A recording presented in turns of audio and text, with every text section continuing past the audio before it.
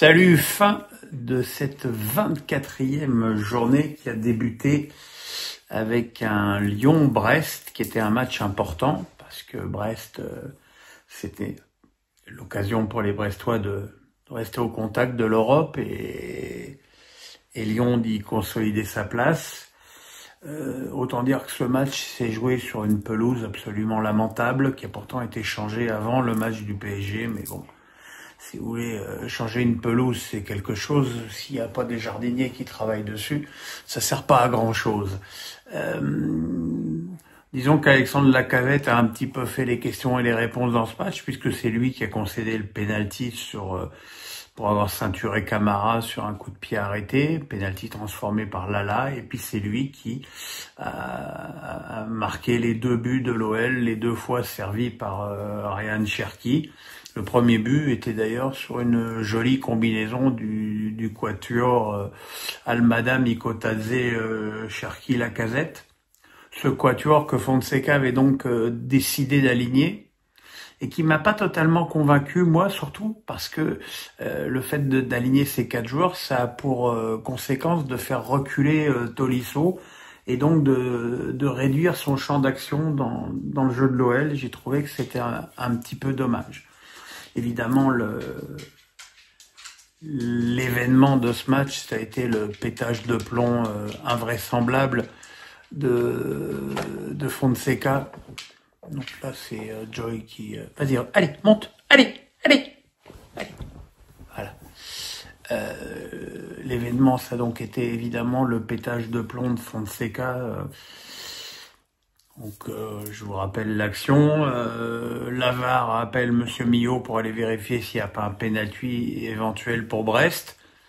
Millot va donc consulter son écran et à la sortie met un carton rouge à Fonseca qui gueulait comme en fin de première période où il avait d'ailleurs eu un jaune, qui gueulait sur un putain comme lui et là Monsieur Millot lui met rouge direct et là Fonseca l'agresse. Alors quand je dis l'agresse, il ne l'a pas fort heureusement frappé, mais va coller son nez contre le sien dans une attitude extrêmement belliqueuse, qui est évidemment totalement insupportable et malvenue, surtout la semaine venant après les incidents de Pablo Longoria à Auxerre.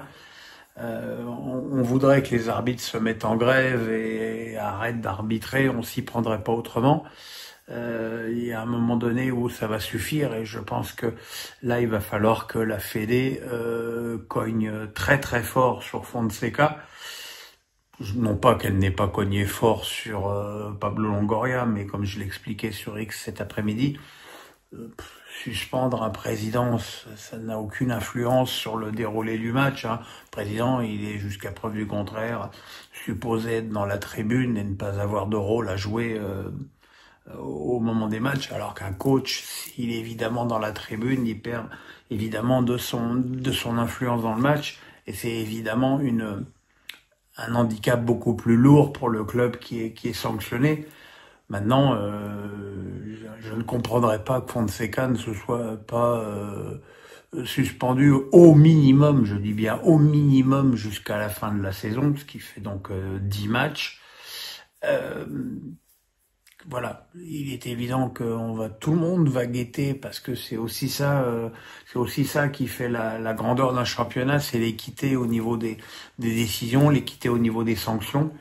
Et voilà, et il faudra attendre donc avec impatience la façon dont Fonseca sera suspendu. Maintenant, s'il prend 10, 15, 20 matchs de suspension, est-ce que l'OL va le garder alors qu'il ne peut plus coacher les matchs? Ce sera un problème à régler par les dirigeants lyonnais, sachant que Pierre Sage est toujours sur place. Enfin, cette situation est ubuesque, mais franchement, ce qui se passe en ce moment dans le foot français n'est vraiment pas drôle.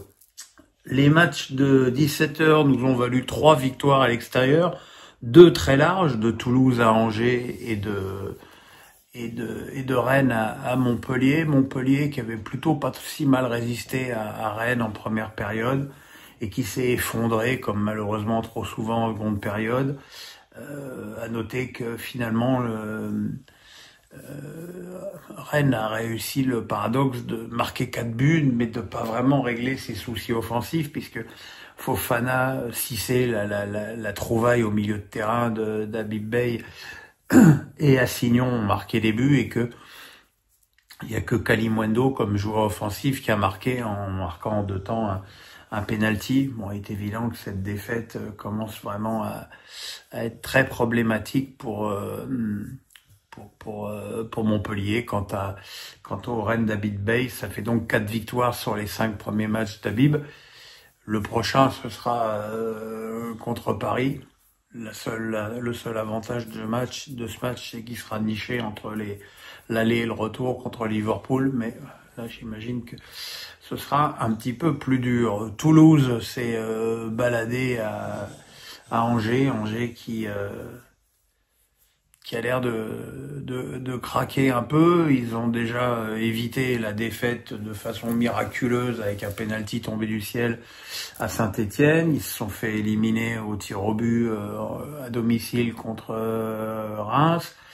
Et là, donc, ils en prennent 4, et c'est même pas spécialement cher payé, tant les Toulousains ont retrouvé de l'allant offensif dans ce match. Mais bon, ce sont 2 équipes qui sont maintenant à peu près au chaud dans leur championnat, même si Toulouse finalement retrouve des couleurs au classement.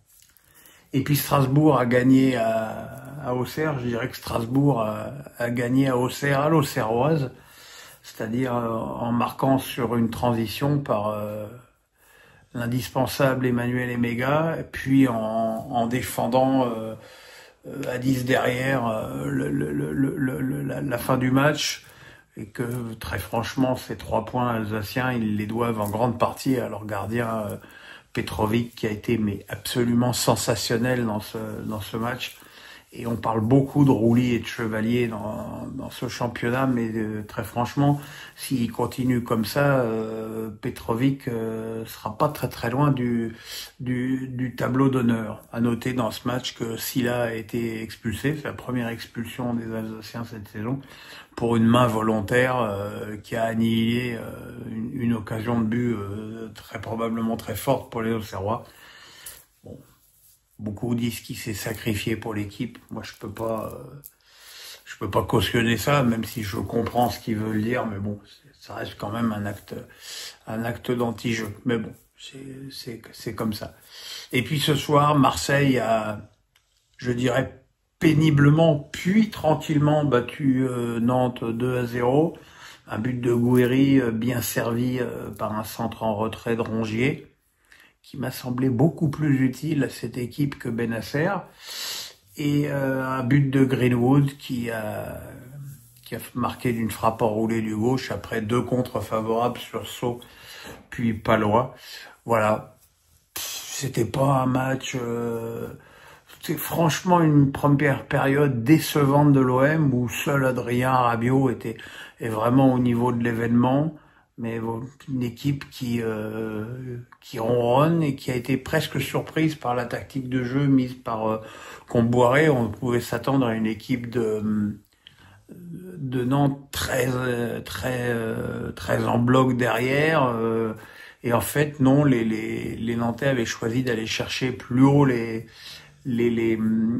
Marseillais, et on a l'impression que pendant un bon moment dans ce match, ce choix tactique du Canac a gêné les Marseillais.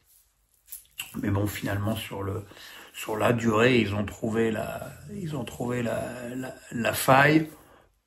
Dieu merci, pas de discussion d'arbitrage. Bon, il y a eu un but refusé à Gouiri, toujours pour la série des hors-jeux à la con, hein. Et il y a eu un but de Nanassi pour Strasbourg qui a été refusé, pareil, pour un hors-jeu d'Emega que tu ne vois même pas avec le révélateur. Mais bon, il paraît que la règle Wenger, c'est pas bien. Moi, je suis à 100% pour. Voilà, Marseille reprend ses 3 points d'avance sur Nice, et puis voilà, et puis retrouve un peu des eaux un petit peu plus calmes, ce qui va pas leur faire de mal. Voilà mes amis, on se retrouve demain pour un face à Pierrot probablement assez rythmé avec Fonseca, PSG, Liverpool et toutes vos questions. Là, au moment où je vous parle, j'en suis déjà à plus de 300. Donc on va dépouiller ça tranquillement demain matin au réveil, dans le dodo, et puis on se retrouve demain après-midi pour toutes des vidéos de face à Pierrot. Bonne nuit les amis, le pouce, la cloche, on s'abonne. Bonne nuit, bye bye.